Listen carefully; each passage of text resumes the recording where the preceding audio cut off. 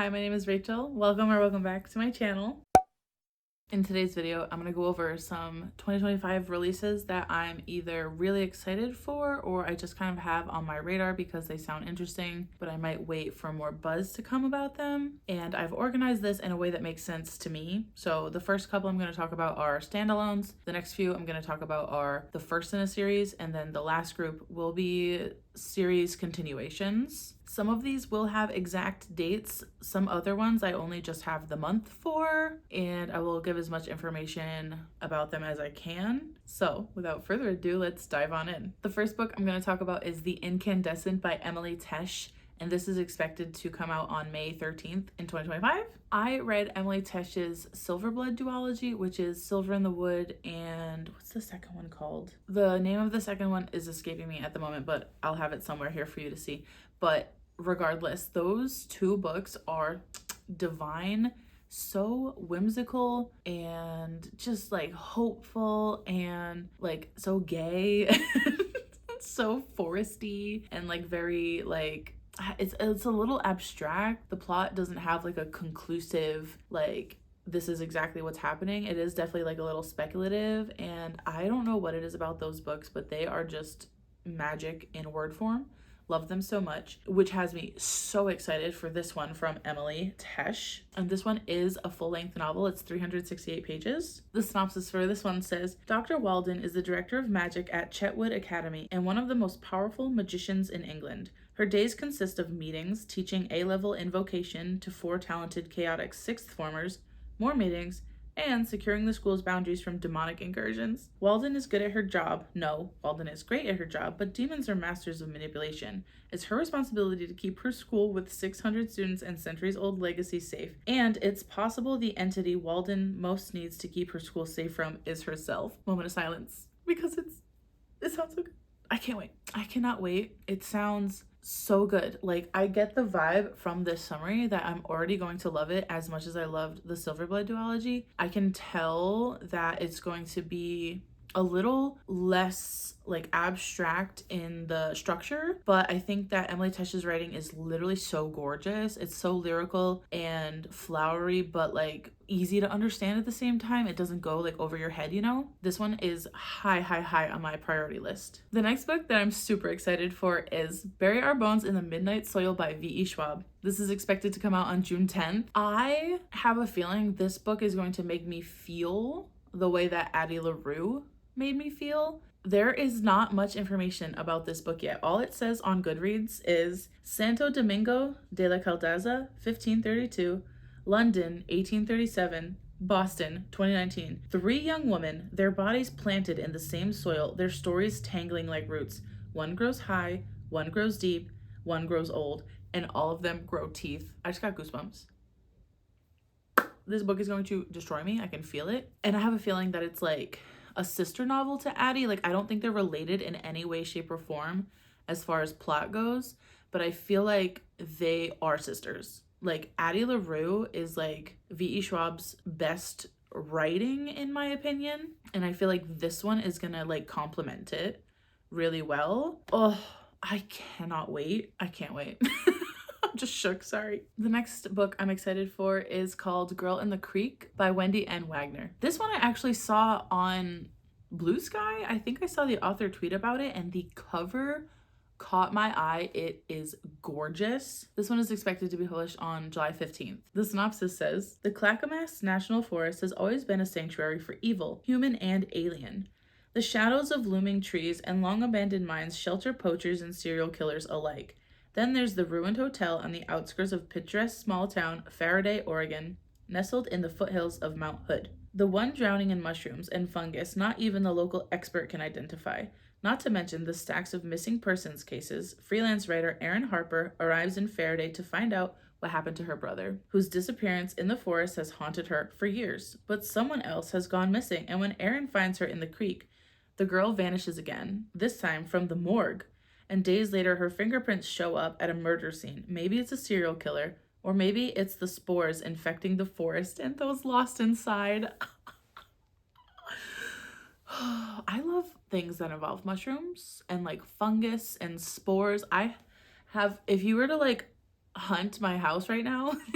I have so many mushrooms around. On my shelves, I have so many little mushroom like figures, and I have 3 mushroom plushies, and I just love them so much. My book journal is decorated on the inside, like the cover page is like mushrooms and snails and forest shit. Like, it's my vibe, and I'm so excited for this book.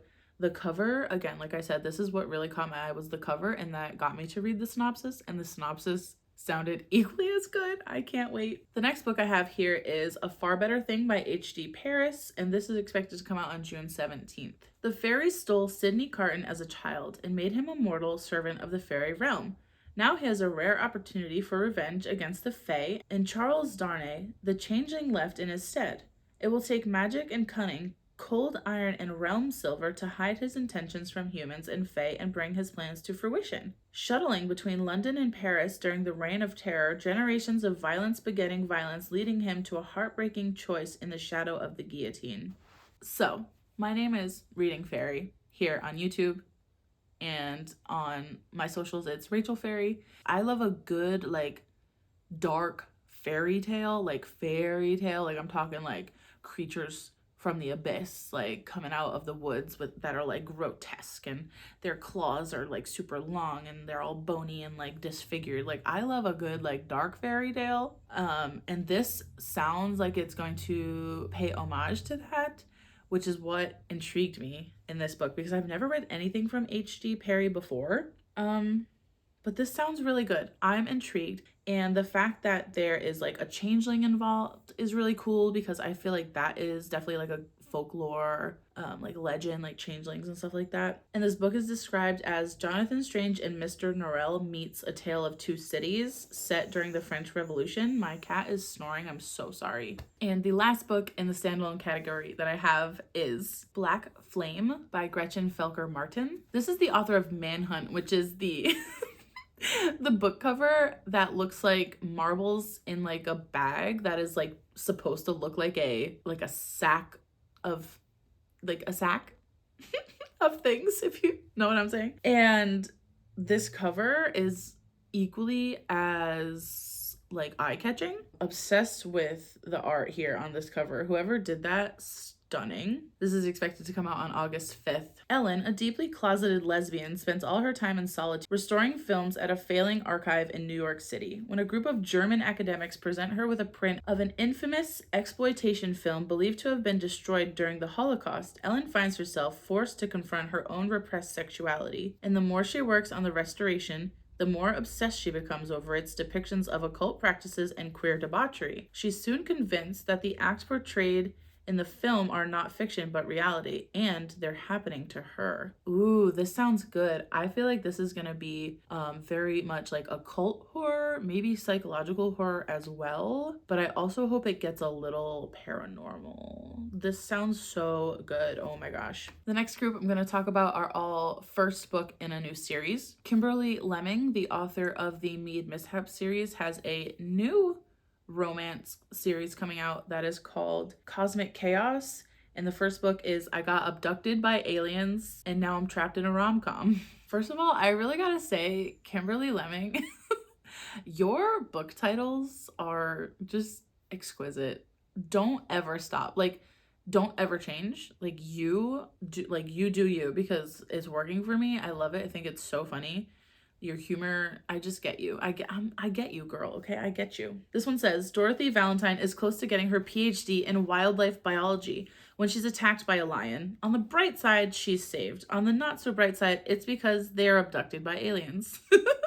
In her scramble to escape, Dory and the lion commandeer an escape pod and crash land on an alien planet that has dinosaurs. Dory and her new lion bestie, Toto, thought Dorothy and Toto, are saved in the nick of time by a mysterious and sexy alien soul. Not the aliens, no. On their new adventure, they team up with the equally hot, equally dangerous Locke, who may or may not be a war criminal. Whether it be trauma, fate, or intrigue, Dory can't resist the attraction that's developing in their trio. Oh my god, it's Polly. I love that she says trauma. As this ragtag group of misfits explore their new planet, Dory learns more about how and why they've all ended up together, battles more prehistoric creatures than she imagined zero, and questions if she wants to go back home to Earth in this hilarious and steamy alien romance adventure comedy romp. I've never actually read the synopsis of that until right now, and I'm shook. I'm so... Dory and Toto, aliens, dinosaurs, possibly Polly? Like, I don't think you could go wrong.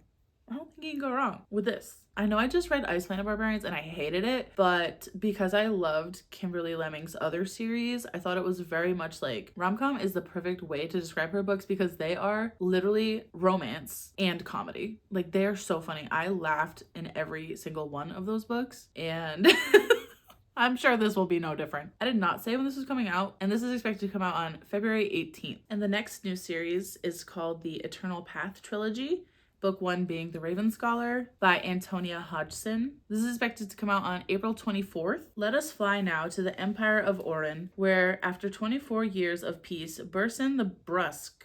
I don't know this word. Brusque?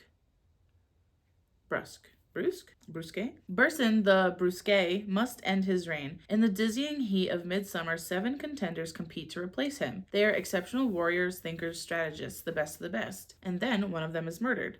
It falls to Nima Kra, the Emperor's brilliant, idiosyncratic high scholar, to find the killer before the trials end. To do so, she must untangle a web of deadly secrets that stretches back generations, all while competing against 6 warriors with their own dark histories and fierce ambitions. Nima believes she is alone, but we are here to help. All she has to do is let us in. If she succeeds, she will win the throne. If she fails, death awaits her. But we won't let that happen. We are the Raven, and we are magnificent. Oh my god, is this like a secret society? I love secret society. Okay, I just got so more excited. I never finished reading the synopsis. I only read the top part. I am intrigued. The cover to this also is fine. I love ravens. I love corvids in general. Raven, crow, magpie, you name it. So, like, I like the cover because it's got a raven on it, but like, I don't know, it's just fine. It's not super eye-catching, although purple is my favorite color. So purple and ravens, I like it. I don't think it's like anything to write home about, but it's still nice, a nice cover. The next series is a new series from Rachel Gillig, who wrote the One Dark Window, whatever the other one's called, duology. And this new book is called The Night and the Moth, and it's supposed to come out on May 20th. Sybil Delling has spent years dreaming of having no dreams at all. Like all the other founding girls who traded a decade of service for a home in the great cathedral, Sybil is a diviner. In her dreams, she receives visions from 6 unearthly figures known as omens. From them, she can predict terrible things before they occur, and lords and common folk alike travel across the kingdom of Traum's windswept moors to learn their futures by her dreams. Just as she and her sister diviners near the end of their service, a mysterious knight arrives at the cathedral. Rude, heretical, and devishly handsome, the knight Roderick has no respect for Sybil's visions. But when Sybil's fellow diviners begin to vanish one by one, she has no choice but to seek his help in finding them. For the world outside the cathedral's cloister is wrought with peril. Only the gods have the answers she is seeking. As much as she'd rather avoid Roderick's dark eyes and sharp tongue, only a heretic can defeat a god. Ooh, that last line solidified my intrigue in this. I'm already really excited to read the One Dark Window. I think it's called the Shepherd King duology. I haven't read it yet, but I've heard great things. And I've heard great things from people like outside of Book Talk. Not that I like think Book Talk is bad, but I just feel like sometimes things get overhyped on there. So it's been nice to see people who like don't normally read that stuff also say it's good. It just kind of like confirms what they're already saying on Book Talk. But yeah, this one sounds incredible too. I'm kind of nervous. What if I don't like the first duology and then I hate this one? Should I just read this one first? Because this one sounds, I think this one might sound better to me. Okay. This is like a little niche. The synopsis of this to me kind of feels like how it felt to play Bloodborne. If any of you have ever played Bloodborne, it's very like abstract and like weird, and it doesn't exactly go with what's happening here, but something about the vibes kind of gives me the same vibes as that, only probably less blood and probably less gore and probably more romance. Anyways, I'm really excited for this, and also I think the cover of this is stunning. I love what they did here. The next up in the new series is a book called The Last Vigilant by Mark A. Latham.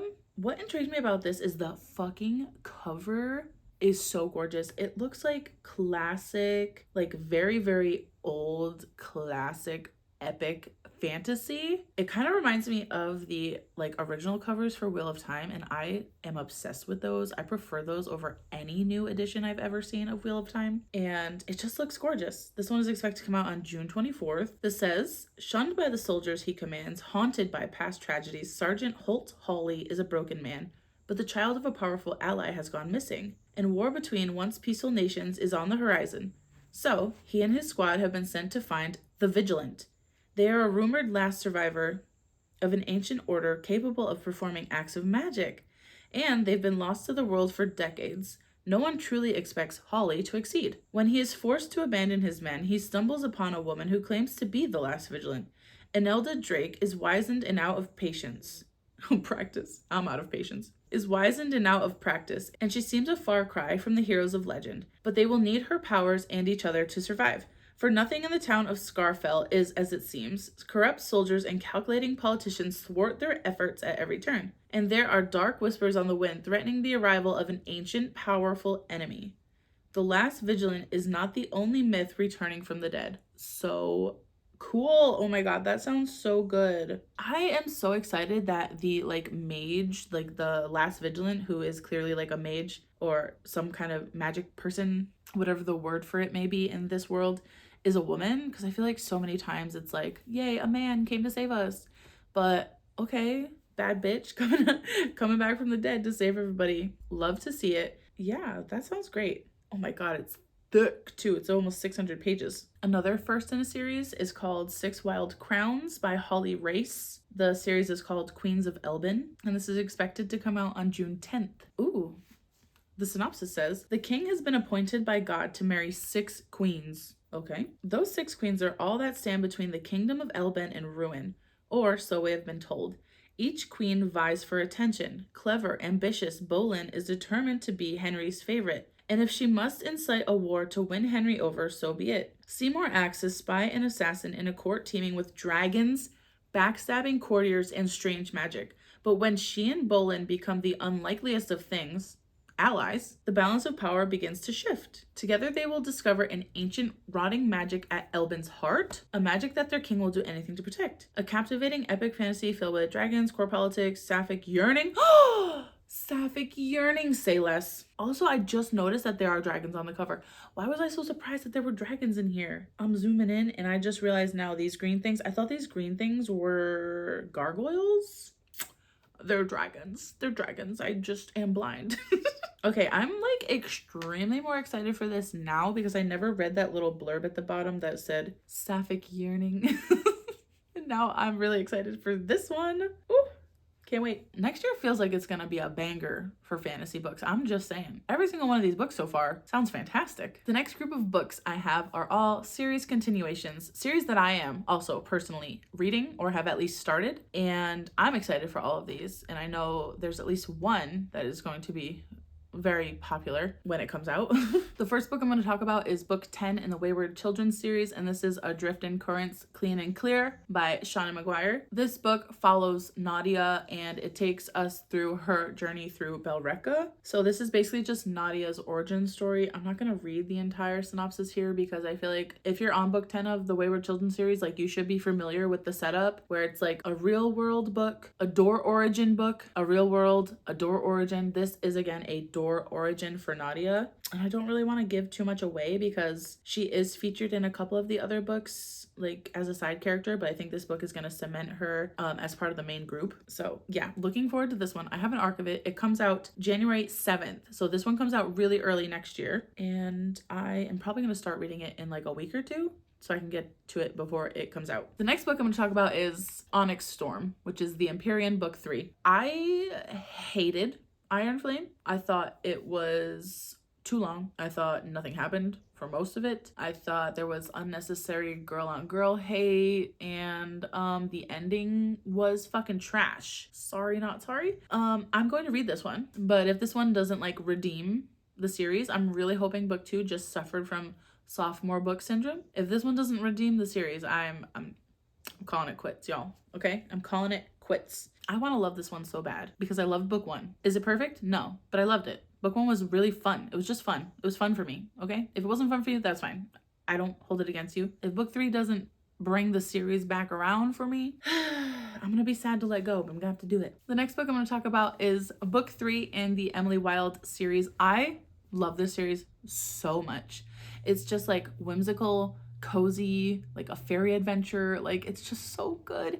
Emily is so like endearing. Like, she's just like a little scholar. She just wants to write her papers and go on these expeditions and like learn things and help other people by like writing about them and like sharing her knowledge. And then her co-worker Wendell is just like a himbo. Like, he's just a big dumb himbo, and like he's kind of annoying at first, but like he grows on you. He's just really sweet, and the two of them are just, they're just funny. They're a good team. I'll just leave it at that. They make a good team. And yeah, I'm really excited for book 3. This one comes out on February 11th. I'm glad I don't have to wait like super long into the year for this one, because it's probably one of my most anticipated, just because reading Emily Wilde is like, it's just like a hug. It's just like a nice warm hug. And I also love the way that these are told, because they're kind of told in diary entries, like from Emily's point of view, and then every now and then you'll get like one random chapter where Wendell takes her diary and like writes a chapter from his POV, and it's just so fun. I just love it. It's so cute. It's so fun. The next series I'm going to talk about is Shadow of the Leviathan. The first book being The Tainted Cup, and book 2 being A Drop of Corruption by Robert Jackson Bennett. This comes out on April 1st. In The Tainted Cup, we follow 2 investigators, one of them named Anna. She's like the main investigator, the Sherlock-esque character, if you will, and her sidekick / assistant Din. And they are just a interesting team who have to solve a murder that takes place, but it's kind of like a mystery, because the way that the murder happened is very confusing, and it involves plants, and there's like political powers at play, and the world itself is very much like set up to be this kind of like fantastical dystopian almost. And we don't get too much about the world in the beginning. It's definitely very much focused on Anna, Din, and the mystery that they're solving, but the way that the world is set up has me so intrigued for book 2. The ending of book 1 was like, okay, I see that there are bigger things in the picture that we aren't aware of yet, and I really hope in book 2 we like lean into that more, because I really think it will help bring the world to life. I loved book 1. I gave it like a 4.5. It wasn't perfect in my opinion. I do think it started off just a tiny bit slow. However, that being said, I love Din so much. He's just so cute. Like, he's just like a little cinnamon roll jelly bean, and he's very much like just doing his best. He does slowly gain a backbone in book 1 and like becomes more confident in himself, and I just love his character arc. And also, he's dyslexic, so there's dyslexia rep in here, and I think Din is also bisexual as well. So we love that. We love the rep. And Anna is just like this nutty fucking professor of of an investigator, and she really intrigues me. I hope we get to see more from her, because we did focus a lot on Din in book 1, so I hope we spend more time with Anna as well, because she's funny. She had some one-liners that really made me cackle in book 1, so super excited for this too. The next book I'm going to talk about is a novella that is in the Roots of Chaos series. Samantha Shannon announced this recently, like a surprise announcement, and everyone like lost their shit online, as they should, because we thought, you know, the Roots of Chaos was over after Faerie and A Day of Fallen Night. This is expected to come out on September 16th. She said in her announcement post that this is a prequel novella, kind of, and you can start here if the 2 bigger books are intimidating to you, that this is also a great entry point into the series. This says, "It has been centuries since the Draconic army took wing, almost extinguishing humankind. Morosa Vitalda is a prisoner in her own home, controlled by her cold father, King Sigoso. Over the mountains, her betrothed, Albrecht Livellen, rules Mentenden in all but name. Together they intend to usher in a better world. A better world seems impossibly distant to Estina Melugo, who hunts the draconic beasts that have slept across the world for centuries. And now the great worm Firidel is stirring, and Iskalin will be the first to fall." This is also illustrated with magical artwork by Rovina Kai, at Rovina Kai, I believe, on Instagram. There's no cover for this yet. I am eagerly awaiting the cover, because the covers for this series are just always beautiful. But this is crazy.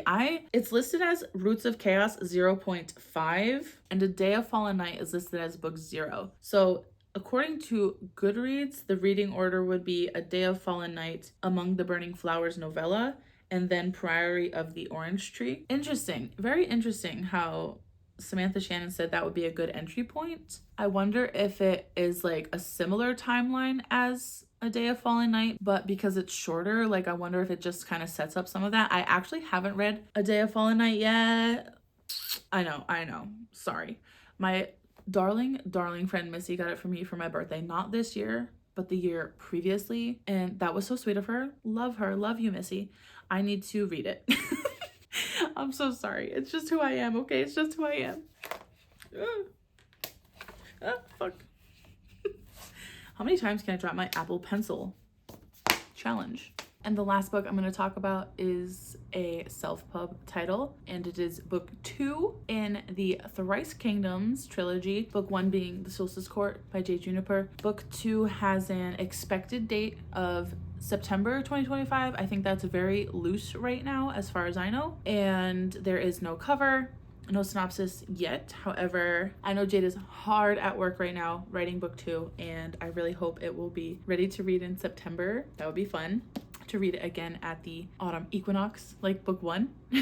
And if you're new here and you haven't heard me yap about this book yet, The Solstice Court is about a young girl named Kezra, and it is essentially her story of like being a reluctant heir to the throne. She kind of just wants to be an adventurer, but she's not allowed to leave her kingdom, and her soul is a very important part of her kingdom's history and like culture and lore, and so she's like very protected and very sheltered, and she wishes that she wasn't. And it's kind of like a cozy political coming of age.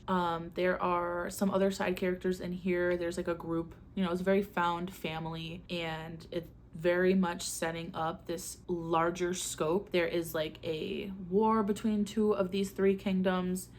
She lives in a kingdom that is trying to be neutral and keep the peace. So she's got a lot of responsibilities on her shoulders and expectations that come with that. And I loved this book so much. Book 1, fantastic. Especially for an indie debut. Like, are you kidding me? This book is beautiful inside and out. But yeah, this book is just so like cozy, even though it has high stakes. There's action, there's political intrigue. A lot of the plot is centered on this like political tension that's kind of brewing in the kingdom, and also centered on Kezra and her group of friends and what they get up to. There's shenanigans.